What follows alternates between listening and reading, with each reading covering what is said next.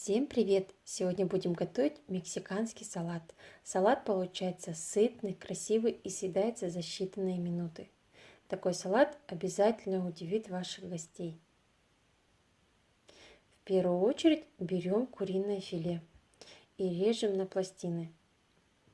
Далее пластины режем соломкой.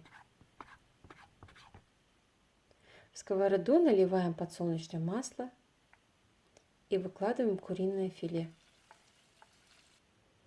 Филе распределяем по всей сковороде. Солим, перчим по вкусу. И жарим с двух сторон до готовности.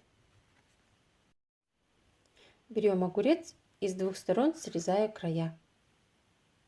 Огурец режем вдоль на 4 части. И затем режем наискосок. Беру помидоры черри, разрезаю пополам. Далее болгарский перец делю на 4 части и режу соломкой. Кинзу мелко шинкую.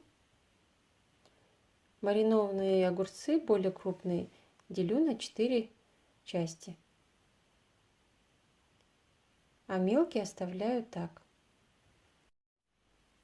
В чашку выкладываю свежие огурцы, куриные ломтики, красную фасоль, болгарский перец, кукурузу, нашинкованную кинзу и маринованные огурцы. Делаем соус. Чеснок перетираем на мелкой терке. Наливаем в него соевый соус. Ложим перец, сахар и соль. Все перемешиваем. Соус готов. Соусом заправляем салат. Раскаленным растительным маслом заливаем салат. И все тщательно перемешиваем. Выкладываем на тарелку. Салат получился очень яркий.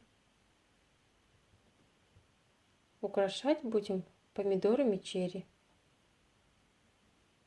В конце посыпаем кунжутом. Салат получился просто бомба. Красивый, сытный и очень вкусный. Всем рекомендую приготовить. Подписывайтесь на мой канал, чтобы не пропустить новые рецепты. Всем пока-пока!